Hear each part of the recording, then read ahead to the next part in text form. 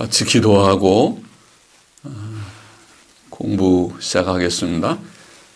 하나님 아버지 감사합니다. 이 시간도 조직신학 강의를 계속합니다. 하나님의 은혜로 강의할 수 있게 하시고 하나님의 영광과 하나님의 선한 뜻을 받드는 일이 되게만 하여 주시고 주의 사랑하는 종들, 신실한 종들, 말씀을 사모하며 하나님의 진리의 지식을 사모하는 이들이 이 강의를 통해서 유익을 얻게 하여 주시기를 원하옵고, 감사하며 하나님의 영, 진리의 영께서 지도하여 주시기를 원하옵고, 감사하며 종은 심히 부족하오니 성령의 지도하심 속에서 하나님의 진리의 바른 지식을 함께 정리하며 정립하는 일이 되게 하여 주시기를 원하옵고,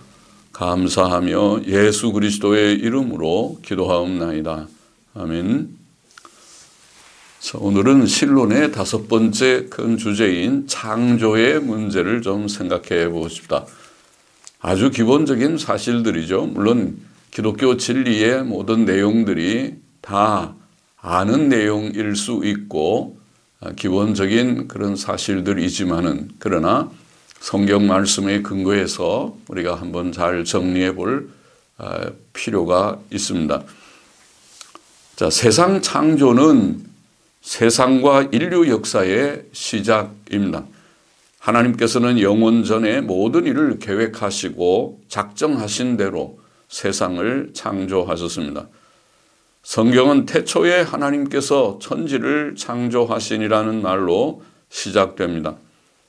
웨스민스터 신앙고백 4장 1절은 아버지, 아들, 성령 하나님께서는 그의 영원하신 능력과 지혜와 선하심의 영광을 나타내기 위하여 태초의 6일 동안에 세계와 그 안에 있는 모든 것들, 곧 보이는 것이든지 보이지 않는 것이든지 간에 다 무로부터 창조하기를 기뻐하셨는데 그것들은 다 매우 좋았다라고 진술을 하였습니다.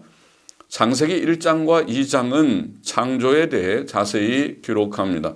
창세기 1장과 2장의 내용은 비유적으로 해석되어서는 안 됩니다. 왜냐하면 창세기 1장, 2장은 신화, 비유의 문체가 아니고 명백히 역사적 서술이며 또한 역사적 서술의 책의 한 부분이기 때문입니다. 그러나 창조는 이성이나 과학으로 증명할 수 있는 것이 아니고 오직 성경 계시에 의존하여 알고 믿어야 할 주제입니다. 자, 창조는 삼위일체 하나님의 행위이었습니다. 창조주는 하나님이십니다. 삼위일체 하나님. 삼위 하나님께서는 창조에서 함께 활동하셨습니다. 천지 만물은 성부에 의해 성자로 말미암아 성령 안에서 창조되었다고 말할 수 있습니다. 성경이 창조 사역을 주로 성부께 돌리는 것이 사실이지만 성자와 성령께도 돌립니다. 고린도전서 8장 6절 우리에게는 한 하나님 곧 아버지가 계시니 만물이 그에게서 났고 우리도 그를 위하며 또한 한 주 예수 그리스도께서 계시니 만물이 그로 말미암고, 그로 말미암다는 건 창조의 일이죠. 또 우리도 그로 말미암았느니라. 또 요한복음 1장 3절 만물이 그로 말미암아 지은 바 되었으니 지은 것이 하나도 그가 없이는 된 것이 없느니라. 여기에 그로 할 때 그는 태초에 계신 말씀, 곧 말씀이 육신이 되셨다고 1장 14절에 말씀한 예수 그리스도를 가리킨 말씀이지요. 그러니까 성자 하나님께서 만물을, 천지 만물을 창조하신 자라는 말씀이죠. 골로새서 1장 16절도 만물이 그에게 창조되되, 정확히 번역하면 그에 의해 창조되되 또 만물이 다 그로 말미암고, 그렇게 분명히 말씀하였습니다. 또 창세기 1장 2절에는 하나님의 신은 수면에 운행하시니라, 하나님이 창조하시는 사역을 증거하면서 하나님의 영께서 수면에 물 위에 운행하셨다고 그렇게 증거하고 있습니다. 삼위 하나님의 행위다. 창조하신 때, 창세기 1장 1절은 창조하신 때를 태초에라고 말씀하셨죠. 태초에 하나님이 천지를 창조하시니라. 태초에 하나님께서 천지를 창조하셨다. 태초에라는 히브리어 베레시스라는 말은 단순히 맨 처음에 라는 뜻입니다. 이 말은 세상과 인류 역사의 시작을 가리킵니다. 세상과 인류 역사는 창조로부터 시작되며 사람의 시간 개념도 창조로부터 시작됩니다. 그러므로 태초는 시간의 시작입니다. 태초 이전은 시간의 이전, 시작 전이며 그것은 곧 영원입니다. 어거스틴의 말대로 세계는 시간 안에서 창조되었다기보다 시간과 함께 창조되었습니다. 하나님께서 천지 만물을 창조하신 때를 영원 전이라고 말하는 자들이 있었으나 그것은 잘못입니다. 왜냐하면 성경은 하나님께서 영원 전에 창조하셨다고 말하지 않고 태초에 창조하셨다고 말하기 때문입니다. 하나님께서 세상을 창조하시기 전에 오랜 세월 동안 아무 활동도 하지 않으신 상태로 계셨다고 상상할 필요는 없습니다. 하나님의 영원하심은 단순히 시간의 무한한 연장을 뜻하는 것이 아니고 무시간 혹은 비시간을 의미하기 때문입니다. 하나님께서는 과거도 미래도 없이 영원한 현재로 존재하십니다. 창세기 1장에 언급된 창조의 6일은 비록 어떤 정통적 신학자들이 지질학의 진화론적 가설들의 영향 아래 그것들을 긴 시대들로 보았지만 24시간의 하루들로 보는 것이 가장 자연스럽습니다. 왜냐하면 첫째로 날이라는 히브리어 요음이라는 그 말의 기본적 의미가 24시간의 하루이며 둘째로 저녁이 되며 아침이 되니라는 6번 반복되는 표현이 24시간의 하루에 가장 적합하며 셋째로 하나님께서 6일 동안 창조하신 후에 안식하신 제7일이 문자적 하루이므로 그 전에 6일들도 문자적 하루로 보는 것이 가장 자연스럽기 때문입니다. 창세기 2장 3절 하나님이 일곱째 날을 복주사 거룩하게 하셨으니 이는 하나님이 그 창조하시며 만드시던 모든 일을 마치시고 이 날에 안식하셨습니다. 출애굽기 20장 11절 이는 여섯 동안 나 여호와가 하늘과 땅과 바다와 그 가운데 모든 것을 만들고 제7일에 쉬었습니다. 그러니까 6일 동안 창조사에 가시고 7일에 쉬셨다. 7일이 하루니까 6일도 하루에 24시간 하루 6일이라고 보는 것이 자연스럽다 그 말이죠. 창세기 1장의 6일을 24시간의 문자적 하루들로 해석한다면 천지 창조와 사람 창조 사이에 긴 시대 간격이 없죠. 6일이니까 제 6일 때 동물도 만들고 사람도 만드셨으니까 긴 시간 간격이 없으며 창세기 1장 1절의 태초라는 시간은 성경에 근거한 문자적 연대 계산에 의해 추정될 수 있습니다. 창세기 5장과 11장에 근거해서 거기 보면 좀 연대가 나오죠. 아담이 몇 살까지 살고 그다음에 누구를 낳고 계속 이어져 내려와서 11장에 가면 아브라함까지 거의 내려가지 않습니까? 거기에 근거해서 아브라함의 생애는 아담 후 1948년부터 2123년경이라고 그러니까 출생과 죽음을 우리가 한다면 아담 후로 계산하면 1948년부터 2123년경이라고 추정됩니다. 물론 창세기 11장 32절과 12장 4절에 근거해서 데라가 130세에 아브라함을 낳았다고 하지 않는 70세에 낳았다고 할 때 지금 그 말이고 만일 130세에 아브라함을 낳았다고 가정한다면 그런 또 해석도 가능하니까 그렇다면 아브라함의 연대는 아담 후 더 60년이 더 밀려서 2008년부터 2183년경일 것이지만은 그러나 우리가 일단은 데라가 70세에 낳았다고 성경의 말씀을 그대로 우리가 해석하면서 연대 계산을 하면 아담 후 1948년부터 323년경이라고 추정된다.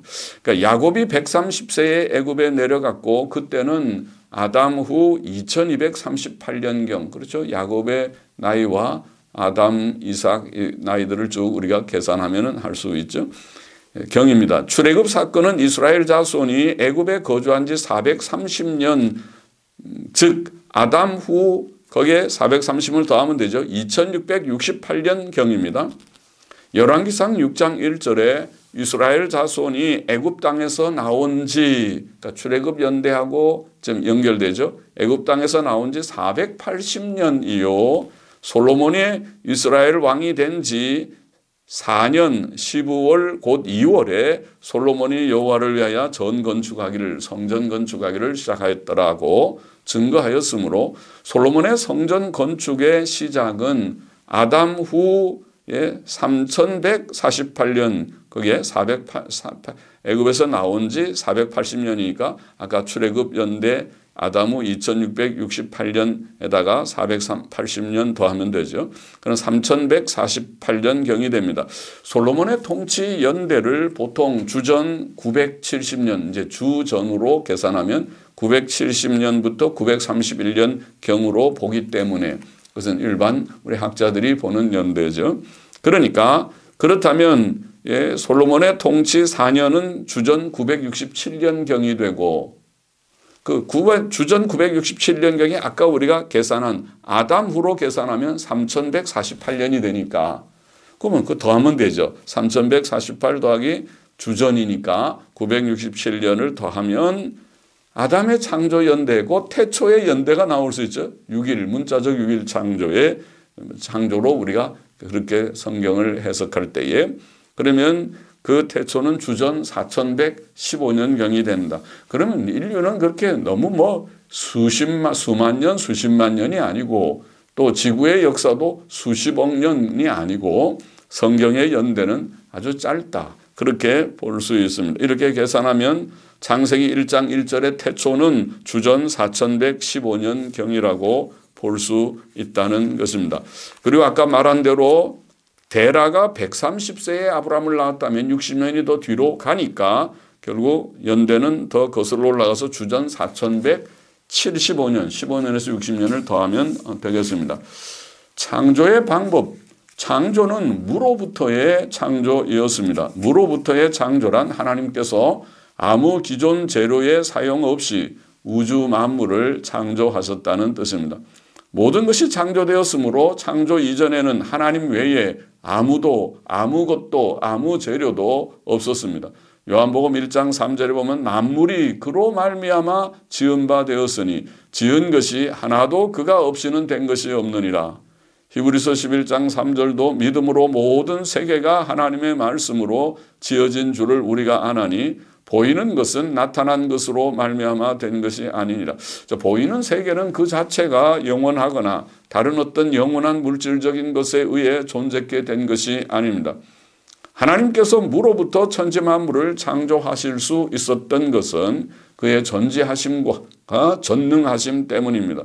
천지 창조는 하나님의 크신 지혜와 능력을 증거합니다. 예레미야 10장 12절에 보면 여호와께서 그 권능으로 땅을 지으셨고 그 지혜로 세계를 세우셨고 로마서 1장 20절도 창세로부터 그의 보이지 않은 것들 곧 그의 영원하신 능력과 신성이 그 만드신 만물에 분명히 보여 알게 되나니 천지 만물을 보면 하나님의 지혜와 능력을 알 수 있다는 거죠. 로마서 4장 17절에 보면 그의 믿은 바 하나님 아브라함이 믿은 하나님은 없는 것을 있는 것 같이 부르시는 이시라. 무로부터 아무것도 없는 데서부터 하나님께서 불러내시면은 불러지는 창조하시는 무로부터의 창조의 권능의 하나님이시다. 하나님께서는 무로부터 온 세상을 창조하실 수 있는 능력자이십니다. 하나님께서 능력의 말씀으로 천지 만물을 창조하셨습니다. 특별히 무로부터 말씀으로 능력의 말씀으로 창세기 1장에는 하나님께서 가라사대 1장 3절 6절 9절 11절 14절 20절 22절 24절 26절 29절 혹은 하나님께서 이르시되 1장 28절 다 합치면 11번의 말씀이 같은 말이죠. 하나님께서 가라사대 혹은 하나님께서 이르시되 하나님이 말씀하셨다. 시편 33편 6절에 보면 여호와의 말씀으로 하늘이 지음이 되었으며 그 만상이 그 입기운으로 이루었도다. 하나님께서 말씀하심으로 천지만물이 지어졌다. 요한복음 1장 3절에 보면 만물이 그로 말미암아 지은 바 되었으니 여기에 그는 태초부터 계신 말씀이죠. 요한복음에서 1장 3절의 말씀은 그러니까 그 말씀으로 말미암아 지은 바 되었다. 그렇게 증거합니다. 창세기 1장의 하나님의 창조의 방법으로 증거된 하나님의 말씀은 요한복음 1장의 처음에 말씀으로 태초에 말씀이 계시라는 그 말씀으로 묘사된 하나님의 아들 예수 그리스도와 연관되었다고 봅니다. 창조의 대상 무엇이다? 창세기 1장 1절에 태초에 하나님께서 천지를 창조하시니라. 천지 하늘과 땅을 창조하셨다는 말씀은 단지 하나님의 창조 사역에 대한 제목이 아니고 창조의 시작이라고 봅니다. 즉 그것은 제1일 창조에 포함될 것입니다. 원문 2절의 시작에 왜라는 그리고 혹은 그런데라는 말은 2절 말과 2절에 언급된 땅과 물, 2절에 보면 땅이 나오고 물이 언급되죠. 그것은 창세기 1장 1절의 말씀이 단지 제목이 아니고 첫째 날에 실제 창조 사역에 대한 언급임을 증거합니다. 또 창세기 1장 1절의 말씀을 3절 이하의 내용과 분리시켜 생각할 것도 아닌 것은 성경이 하나님께서 천지 만물을 6일 동안에 창조하셨다고 말하기 때문입니다. 어떤 이는 창세기 1장 1절에 창조된 천지가 천사들의 타락으로 파괴되어 2절에 언급된 혼돈하고 공허하게 되었으므로 3절 이하의 말씀은 하나님께서 천지를 재창조하셨거나 회복하신 것을 가리킨다고 말했습니다. 이것을 창세기 1장 3절 이하의 창조사건 해석에 대한 회복설이라고 합니다. 그러나 이런 생각은 근거 없는 추측에 불과합니다. 천지 창조의 6일을 살펴보면 첫째 날에 하나님께서는 하늘 공간, 땅의 원소들과 물, 그리고 특히 빛을 창조하셨습니다. 천사들도 아마 이날 창조되었을 것입니다. 욥기 38장 4절 7절에 보면 내가 땅에 기초를 놓을 때에 네가 어디 있었느냐. 욥에게 말씀하는 네가 어디 있었느냐. 네가 깨달아 알았거든 말할지니라. 그때에 새벽별들이 함께 노래하며 하나님의 아들들이 다 기쁘게 소리하였었느니라. 이게 하나님의 아들들은 천사들을 가리킨 표현이라고 이해됩니다. 그러니까 땅에 기초를 놓을 때 천사들이 이미 있었다고 말씀하시는 것을 보면 천사들은 그 전에 곧 첫째 날에 창조되었을 것이라고 생각됩니다. 창세기 1장 2절에 땅의 혼돈과 공허, 흑암, 수면 등의 묘사는 하나님께서 천지를 창조하실 때의 처음 상태의 모습을 묘사한 것일 것입니다. 그런 가운데 하나님께서는 먼저 빛을 창조하셨습니다. 하늘 공간과 땅의 원소들과 물, 하나님이 처음 창조하실 때 처음 상태에 땅이 혼돈하고 공허하고 흑암이 깊음 위에 있고 하나님의 신은 수면에 운행하셨다고 표현하는 그런 표현 가운데 하나님께서 빛을 창조하셨습니다. 둘째 날에 하나님께서는 궁창 곧 하늘을 창조하셨습니다. 궁창 위의 물이라는 말씀은 오늘날 과학적으로도 이해할 만합니다. 하늘 위에 물이 있죠. 많은 양의 물이 있습니다. 지구 대기층에 있는 수증기의 양은 약 14조 4,560억 톤, 우리 과학자들의 책에 보면은 14조 4,560억 톤이며 또 바다와 육지에서 증발하는 수증기 양은 연간 1년에 약 519경톤이라고 합니다. 조회가 경입니까? 경톤 519경톤. 이것은 1초당 약 1조 6,457억 톤이라고 합니다. 그러니까 많은 양의 수증기가 하늘로 올라가서 하늘에 엄청난 수증기가 있기 때문에 그래서 그것이 때때로 폭우로 쏟아지는 것이죠. 예, 홍수가 날 정도의 폭우가 쏟아지는 것이죠.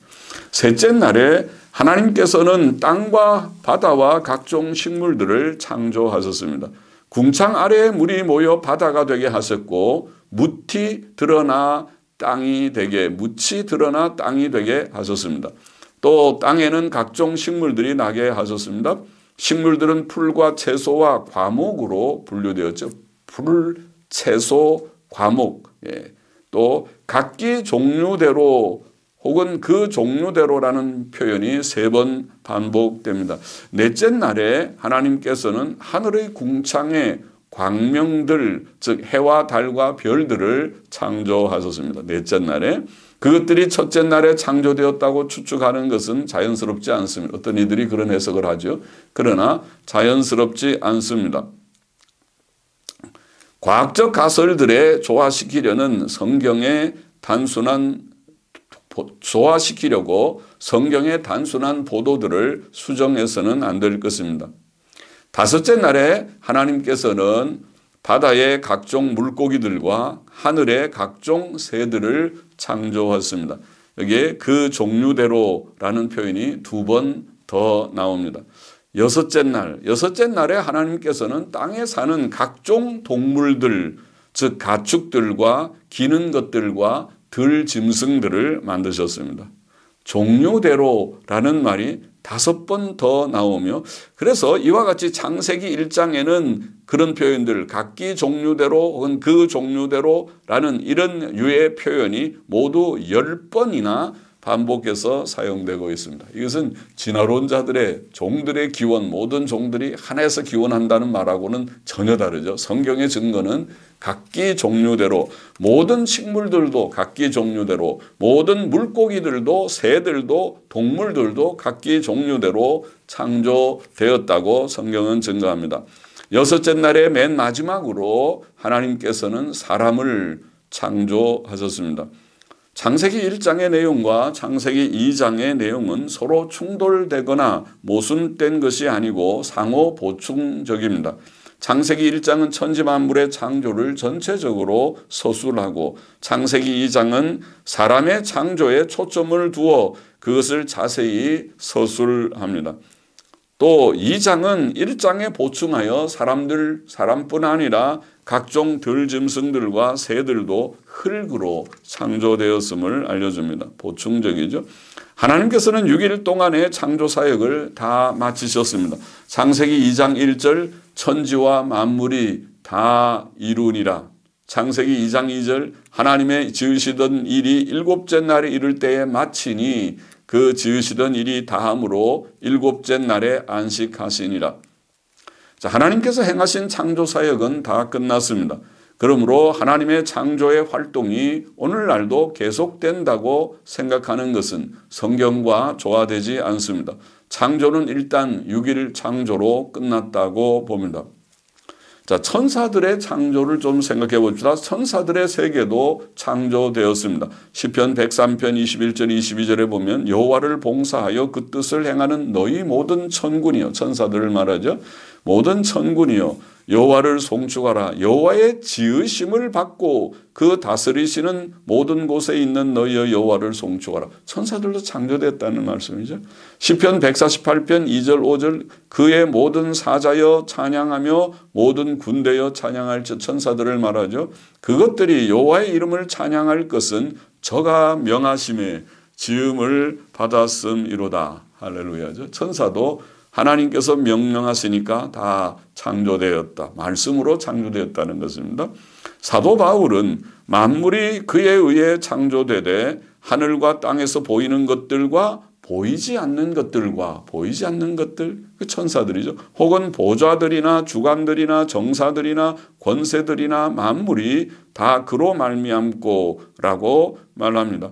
보이지 않는 것들은 천사 세계를 가리키고 보좌들, 주관들, 정사들, 권세들도 천사들을 가리킨다고 봅니다. 천사들의 수는 매우 많습니다. 천사들은 천군, 즉 하늘의 군대로 불립니다. 그들의 수요는 셀 수 없이 많습니다. 요한계시록 5장 11절에 보면 둘러선 많은 천사의 음성이 있으니 그 수가 만만이요 천천이라. 수가 많다는 말이죠. 만만 천천. 천사들은 하늘의 거주자이므로 아마 첫째 날 하늘과 함께 창조되었을 것이라고 앞에 제가 말씀드렸습니다. 하나님께서 땅을 창조하실 때 그들은 이미 하나님 주위에서 찬양하고 있었습니다. 아까 욥기 38장 7절에 나왔죠. 내가 땅에 기초를 놓을 때 새벽별들이 함께 노래하며 하나님의 아들들이 다 기쁘게 소리하였느니라. 천지 창조 이전은 영원이기 때문에 천사들이 창조의 6일 이전에, 즉 영원 전에 창조되었다고 볼 근거나 이유는 없습니다. 천사는 영입니다. 히브리서 1장 14절에 보면 모든 천사들은 부리는 영으로서 영입니다. 천사는 영이므로 물질적 몸이 없고 육신의 눈으로 볼 수 없고 남녀의 구별도 없고 영이니까, 그리고 결혼하는 일도 없습니다. 누가복음 24장 39절에 보면 영은 살과 뼈가 없으되, 살과 뼈가 없습니다. 골로새서 1장 16절 보이지 않는 것들, 영은 볼 수가 없는 영입니다. 영은 보이지 않지. 마태복음 22장 30절 부활 때에는 장가도 아니 가고 시집도 아니 가고 하늘에 있는 천사들과 같으니라. 천사들처럼 결혼이 없다는 뜻이죠. 물론 이 말씀은 사람이 부활하면 천사처럼 영이 된다는 뜻은 아닙니다. 역사상 천사가 때때로 사람처럼 나타나 말하고 행동한 것은 하나님께서 계시의 도구로 임시 사용하신 초자연적 사건들이었습니다. 또 천사는 제한된 공간 안에도 많은 수가 들어갈 수 있습니다. 마가복음 5장 9절 내 이름은 군대니 우리가 많음이니이다. 그 귀신들이 귀신 들렸던 그 사람에게서 나와 거의 2,000마리 돼지떼 속에 들어간 것을 보면 그 군대 귀신의 사건이죠. 그 치료하신, 고쳐주신 사건이죠. 그것을 보면 한 사람 속에 거의 2,000명의 천사들이 들어가 있었다고 보입니다. 그러니까 한 사람의 영혼 속에, 한 사람의 육체 속에 2,000명의 천사가, 거의 2,000명 되는 천사가 들어갔구나 싶은 그런 사건이죠. 수가 제한된 공간에도 많이 들어갈 수 있구나. 천사들은 뛰어난 지혜와 지식을 가지고 도덕성도 가집니다. 이성적 도덕적 성격은 영의 특질입니다. 마태복음 24장 36절에 보면 그날과 그때는 아무도 모르나니 하늘의 천사들도 모르고 천사들이 알고 모르고 지식이 있다는 말이죠. 누가복음 4장 34절에 나는 당신이 누구인 줄 아노니, 귀신이 그렇게 예수님을 위해서 안다 그렇게 말합니다.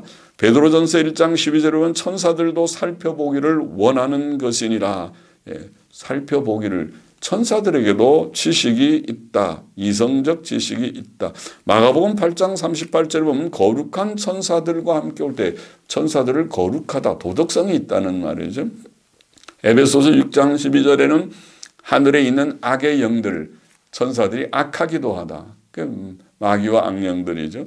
천사들은 능력이 많습니다. 시편 103편 20절에 보면 능력이 있어 여호와의 말씀을 이루며, 그런 표현이 있죠. 천사들은 능력이 있어 여호와의 말씀을 이루며 그 말씀의 소리를 듣는 너희 천사여, 이렇게 돼 있고, 베드로후서 2장 11절에도 더 큰 힘과 능력을 가진 천사들이라도, 이런 표현이 있습니다. 그러니까 천사들이 능력이 있구나. 데살로니가 후서 1장 7절도 주 예수께서 저의 능력의 천사들과 함께 나타나실 때 천사들은 능력이 있다. 사도행전 5장 19절에 보면 주의 사자가 밤에 옥문을 열고 끌어내요. 베드로가 옥에 갇혔을 때 옥문을 열어준 것이 천사다. 능력이 있죠. 천사가 영으로 열쇠를 착착 열 수 있게 그렇게 하였다. 사도행전 12장 7절에 보면 호련히 주의 사자가 곁에 섬에 옥중의 광채가 조요하며 쇠사슬이 그 몸에서 벗어지더라. 쇠사슬이 그 몸에서 벗어지더라. 그렇게 됐습니다. 쇠사슬이 벗어지는 그런 역사도 일어났다. 에베소서 1장 21절에 보면 모든 정사와 권세와 능력과 주관하는 자라는 표현이 있고, 에베소서 2장 2절에 공중의 권세 잡은 자, 천사들의 권세가 있다. 요한계시록 13장 2절에 보면 용이, 사탄이 자기의 능력과 보좌와 큰 권세를 그에게 주었다. 적그리스도라고 생각되는 짐승에게 용이 사탄이 권세를 주었다. 그래 천사는 권세가 있는 영이로구나 깨닫게 되면 천사의 직무는 하나님의 뜻을 수행하는 것입니다. 좋은 천사들은 악한 천사들 말고 말이죠. 시편 103편 20절 21절에 보면 능력이 있어 여호와의 말씀을 이루며 여호와를 봉사하여 그 뜻을 행하는 너희 모든 천군이여 여호와를 송축하라. 그렇게 돼. 천사는 그 직무에 따라 몇 부류로 나뉘는 것 같습니다. 그룹이라는 천사가 있죠. 그룹들 여러 명의 천사라고 보입니다. 그룹들 케루빔 히브리 말로 이거는 그룹은 호위병 천사들이라고 우리가 표현할 수 있습니다. 창세기 3장 24절에 보면 에덴 동산 동편에 그룹들과 두루 도는 화염검을 두어 생명나무의 길을 지키게 하시니라. 지키는 그런 일들을 하고 또 출애굽기 25장 18절은 금으로 그룹 둘을 속죄소 두 끝에 쳐서 만들게 했죠. 속죄소를 싸고 마치 호위하듯이 있는 천사의 형태죠. 시편 18편 10절에 보면 그룹을 타고 나르시며 이 그룹은 하나님을 수종들어서 하나님께서 이동하실 때에 그룹을 타고 나르신다. 이렇게 표현하기도 했습니다. 스랍이라는 천사도 있죠. 그것도 복수로 나오죠. 세라핌, 스랍들, 세라핌이라고 되어 있습니다. 찬양대 천사들이라고 표현할 수 있죠. 이사야 6장 3절에 보면 스랍들이 서로 창화하여 가로되 거룩하다 만군의 여호와여 그 영광이 온 땅에 충만하도다. 찬송가를 부르는 성가대 찬양대 천사입니다. 또 보좌들, 주관들, 정사들 및 권세들 등의 명칭들은 천사 세계에서의 어떤 권위의 등급을 보이는 것 같습니다. 또 가브리엘과 미가엘 등은 천사들 가운데 어떤 개인을 가리키는 듯 합니다. 가브리엘은 하나님의 계시를 전달하고 해석하는 직무를 가집니다. 다니엘 8장, 9장, 누가복음 1장에 보면 나오는 천사죠. 스가랴서에는 여러 번 내게 말하는 천사라는 표현이 나옵니다. 개인으로 천사가 나옵니다. 미가엘이라는 천사는 다니엘 10장 또 유다서 9절 계시록 12장에 보면 천사장이라고 불리고 하나님의 원수들과 싸우는 천사, 전사인, 전쟁을 잘하는 전사인 천사로 나타납니다. 요한계시록 12장 7절에 보면 하늘에 전쟁이 있으니 미가엘과 그의 사자들이 용으로 더불어 싸웠다. 그렇게 되어 있습니다. 마귀와 싸우는 그런 하나님의 천사들, 미가엘 천사가 있습니다. 천사들은 심판을 수행하기도 합니다. 하나님께서는 소돔과 고모라를 멸망시키기 위해 천사들을 보내셨죠. 창세기 19장 1절에 보면 두 천사가 소돔에 이르니라고 되어 있고 19장 13절에 보면 여호와께서 우리로 이곳을 멸하러 보내셨나니 그렇게 되어 있습니다. 또 천사들은 성도들을 섬기는 자로 증거되어 있습니다. 히브리서 1장 14절에 보면 모든 천사들은 부리는 영으로서 부린다는 섬기는 그 말이죠. 섬기는 영으로서 구원 얻을 후사들을 위하여 섬기라고 보내심이 아니뇨. 시편 34편 7절도 여호와의 사자가 주를 경외하는 자를 둘러 진치고 저희를 건지는도다. 그들을 구원도 하고 도와주는 그런 섬기는 천사들입니다.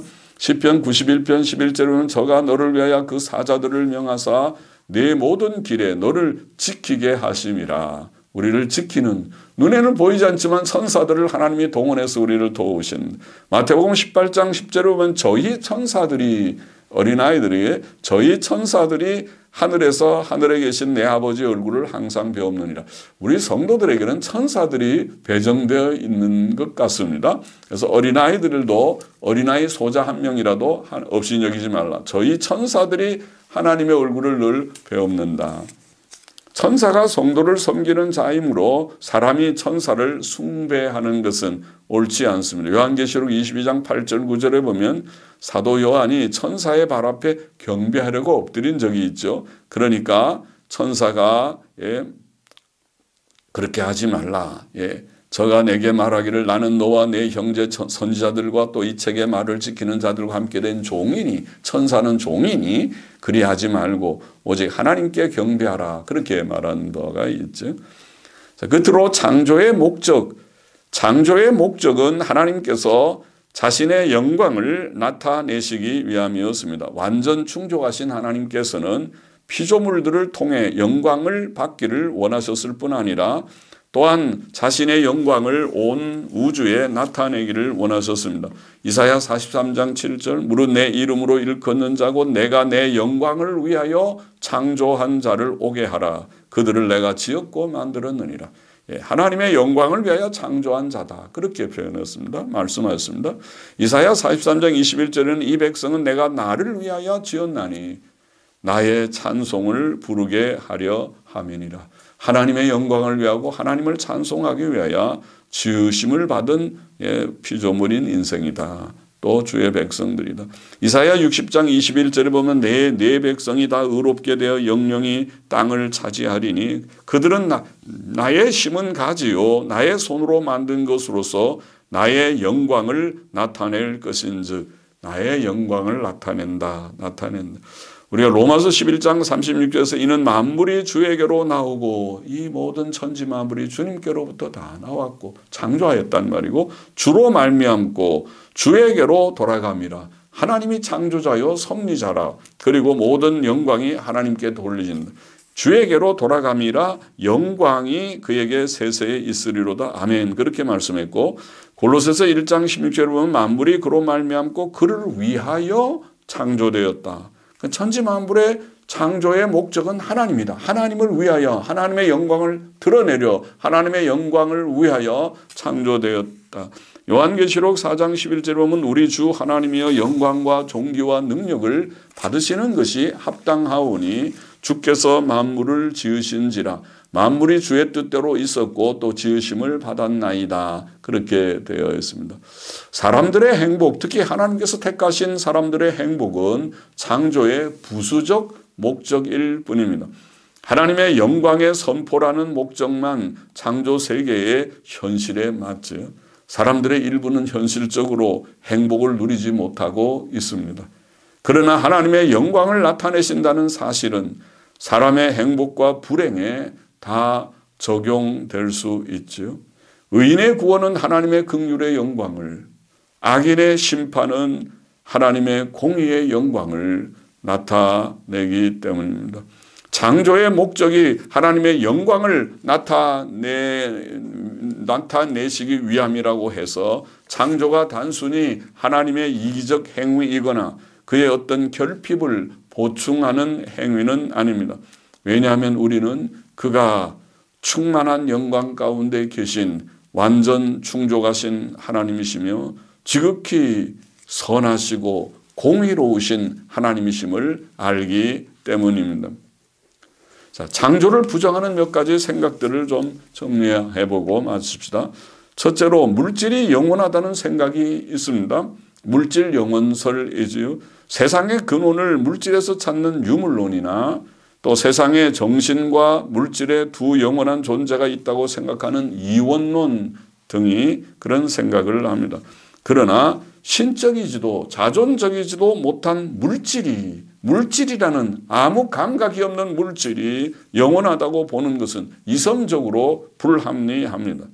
또 그 물질에서 이 오묘막측한 세상에 나왔다는 것은 더욱 불합리합니다. 물질 영원설은 하나님을 모르는 자들이 막연하게 무엇이 영원 전부터 있었을까? 물질일 거야. 이런 막연한 상상에서 나온 생각에 불과합니다. 성경은 천지 만물이 하나님에 의해 창조되었음을 증거하며 창조자 하나님께서 자신을 계시하시고 증거하신 많은 일들을 증거하고 있습니다. 둘째로 영의 세계와 물질 세계를 포함하여 세상이 신에게서 유출되었고 그 둘은 본질적으로 크게 다르지 않다. 신이나 또 신에게서 유출된 세상이나 본질적으로 다르지 않다. 이것을 유출설이라고 부르는데 그러나 하나님과 피조 세계는 질적으로 다르지요. 본질적으로 크게 다르지 않다니 큰 오해를 했습니다. 무한자와 유한자의 차이는 무한한 것입니다. 그 작은 차이가 아닙니다. 무한한 차이입니다. 유출설은 만물이 신이라는 일종의 범신론, 우리가 전에 계시를 말하면서 범신론이라는 거 생각했죠. 만물이 온 우주 만물의 총화가 총체가 곧 신이라고 생각하는 그런 생각, 그런 생각에 일종의 그런 범신론에 불과하다. 셋째로 물질 영혼설에 근거하여 생명이 자연 발생했고 가장 단순한 종류로부터 점점 더 복잡한 종류로 진화되었다고 생각하는 생각이 있습니다. 이것이 진화론이라는 거죠. 진화론은 물질 영혼설하고 같이 가는 생각이라고 봅니다. 그러나 물질 영혼설이 아까 불합리하다 그렇게 말했고 또 생명의 자연 발생, 생명이 물질에서 어쩌다가 자연이 발생했다? 생명의 자연 발생이나 진화의 생각들은 결코 확실한 객관적 근거를 가진 과학적 이론이 아니고 무신론자들이 가지는 가설적 신념들에 불과합니다. 생명은 생명에서 나오지 생명 없는 데서 생명이 나온 적도 없고 나오지도 않다는 것이 아마 과학자들도 스스로 인정하는 생각이지요. 종들의 기원에 관한 소위 찰스 다윈의 명제들은 어느 것 하나도 증명된 것이 없다고 그렇게 우리가 반박하지. 한 종에서 다른 종으로 진화하였다는 가정은 단 하나의 신뢰도 없다는 것입니다. 그것이 진화론에 대한 그런 반박이지요. 더욱이 사람의 독특한 인격성, 도덕성, 종교성 등은 진화의 개념으로는 설명될 수 없습니다. 원숭이 속에 인격성이 있습니까? 도덕성이 있습니까? 종교성이 있습니까? 원숭이 속에 없는 것이 어느 날 갑자기 진화되어 갖고 인간 속에 있다는 것입니까? 그것은 말이 되지 않는 것입니다. 세상과 생명들의 기원과 그 움직임들은 무신론자들에게는 여전히 큰 신비일 뿐입니다. 넷째로 하나님께서 진화의 방법을 사용하여 자연 만물을 창조하셨다는 생각이 있습니다. 이것은 창조 진리와 진화론을 조화시켜 보려는 둘 다 믿어보려고 하는 타협적인 생각입니다. 이것을 유신-진화론, 이름이 유신론이면 유신론이지 창조론이면 창조론이지 유신-진화론 이렇게 우리가 부르는 그런 생각이죠. 그러나 성경이 증거하는 창조는 진화의 개념과 결코 조화되지 않을 뿐만 아니라 또한 진화론 자체도 증명되지 않은 혹은 증명될 수 없는 순전한 가설에 불과합니다. 유신-진화론이란 세상의 불신앙적 진화론과 타협하는 매우 위험한 잡종에 불과합니다. 태초에 하나님께서는 6일 동안 무로부터 천지 만물과 천사들과 사람을 창조하셨습니다. 그것이 성경의 진리죠. 천지 창조의 6일은 각각 문자적 하루라고 보는 것이 가장 자연스럽습니다. 그는 창조를 통해 자신의 영광을 나타내셨습니다. 우리는 성경이 밝히 증거하는 천지 창조의 진리를 믿어야 할 것입니다. 믿어야 합니다. 그만큼 강해하십시다. 기도하십시다. 하나님 감사합니다. 오늘 창조의 진리를, 창조의 교리를 좀 정리해 볼 수 있게 하신 것 감사합니다. 이미 믿는다 하지만은 다 확실히 믿고 견고하게 믿고 또 창조에 관한 성경에 증거된 모든 진리들을 우리가 바르게 잘 이해하고 믿는 저와 우리 모두가 되게 하여 주옵소서. 감사하며 예수 그리스도의 이름으로 기도하옵나이다. 아멘.